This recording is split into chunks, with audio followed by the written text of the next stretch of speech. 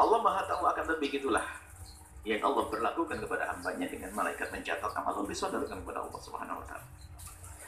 Nah, di sini pengampunan begitu mudah didapat kecuali mereka ini yang punya kebencian. Maka jangan sampai kita biarkan benci, dengki yang subur di hati kita. Dan rugi orang-orang yang membiarkan kebencian. Tuki, dia terus dengan kebenciannya ini akan semakin banyak kejahatan yang dilakukannya. Dan semakin banyak pintu kebaikan yang ditutupnya. Contoh, karena ada kebencian dengan seseorang, tak tanya orang yang dibenci itu tertimpa musibah. Padahal musibah Allah timpakan kepada seorang hamba itu karena Allah ingin mengangkat orang yang sadar yang ada di kiri kanannya. Lihat, karena dia kena musibah, apakah rumahnya kebakar atau yang lainnya, yang lain berbondong-bondong untuk menolongnya, untuk memadamkan apinya, mengganti perabotnya, membiayai ke rumah sakit, semuanya berbondong-bondong untuk mendapatkan pahala. Kasihan itu si pendengki dan pendendam pembenci itu, lihat, tepuk tangan pertama kebakar, syukurin tuh. Yang lain berbuat baik, dia tidak berbuat baik. Lihat, sakit ya, nggak bisa berbuat baik, pintu kebaikan ditutup. Tak taunya rupanya ke rumah sakit bakarnya pun bakar-bakaran ringan, kebakar ringan. Dan yang hangus rumahnya pun tidak seberapa banyak, nggak seberapa mahal. Tak taunya apa, ada orang yang merasa tersentuh dengan orang ini, karena orang baik, diganti rumahnya lebih bagus lagi. Tuh si pendengki tambah sakit orang. Nasib buruk. Maka jangan biarkan. Jangan biarkan di hati kita ada benci dengan siapapun. Jangan biarkan. Karena kalau sudah ada kebencian itu macam-macam penyakit akan hadir, hasud. Sudah itu apa, menggunjing, menfitnah, bertepuk tangan atas musibah yang menimpa orang lain. Nah ini nggak peduli dengan kemaksiatannya, nggak bisa berdakwah, itu kebaikan tertutup karena kebencian. Sehingga betul-betul ini penyakit yang memberikan, yang mengerikan.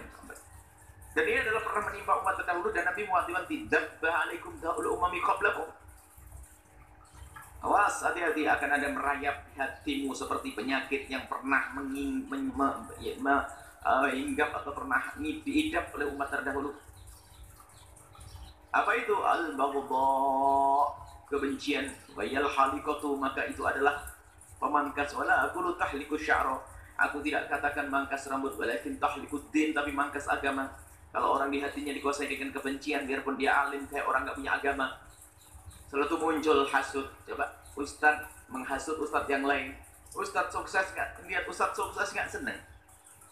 Mestinya kalau melihat ustadz sukses dengan dakwahnya, dia bangga, senang. Kenapa? Umat Nabi Muhammad tertolong.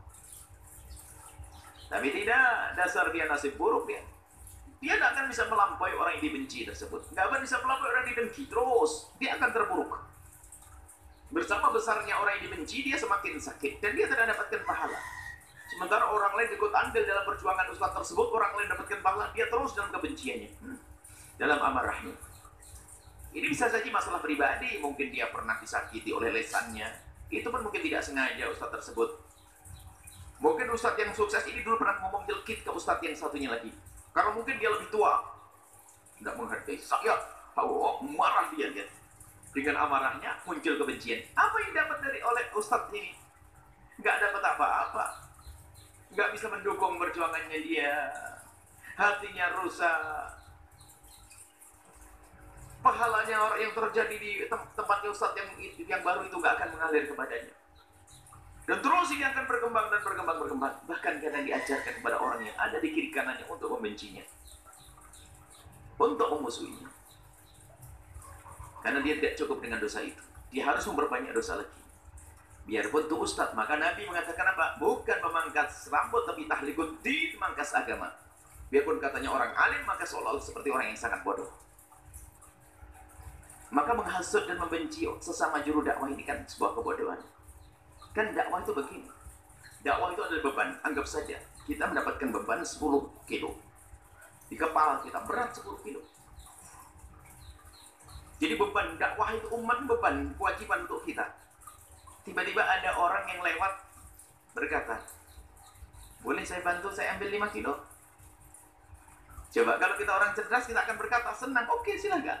Masya Allah, dikurangi 5 kilo menjadi 5 kilo di kepala kita, 5 kilo di kepala saudara kita, ringan. Dakwahnya begitu. Umat ini berapa ribu orang? Di kota ini ada berapa orang misalnya? Ada 3 juta. Oke, 3 juta. Itu depan kita semuanya. Ada orang baru mengajar. Oke, ayo, senang. Maka ini, kita akan semakin kuat dengan orang sejenis dengan kita.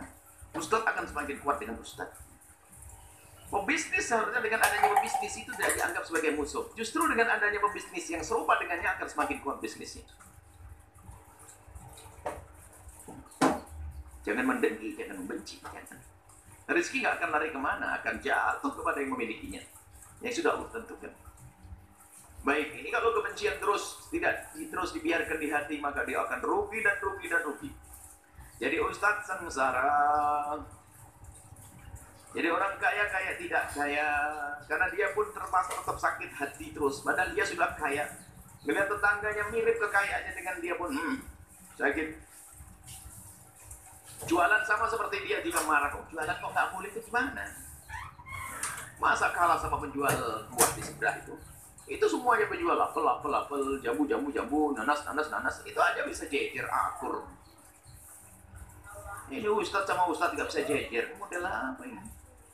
Berarti yang dicari bukan Allah, yang dicari adalah dunia, pangkat, sanjungan, keuntungan dunia, pengen gede-gedean jamaah. Setiap jamaah mungkin ada uangnya, na'udzubillah. Oh ini ada. Maka ini adalah berangkat dari tadi. Hati yang kotor tadi, menjadi semuanya rusak. Benci kepada sesama. Nah, kemudian itu kan larangan. Lalu bagaimana kita untuk memerangi itu semuanya? Nanti akan disebutkan dalam bab yang lain. Tapi tidak apa-apa kita ajukan ke sini, biar segera terjawab.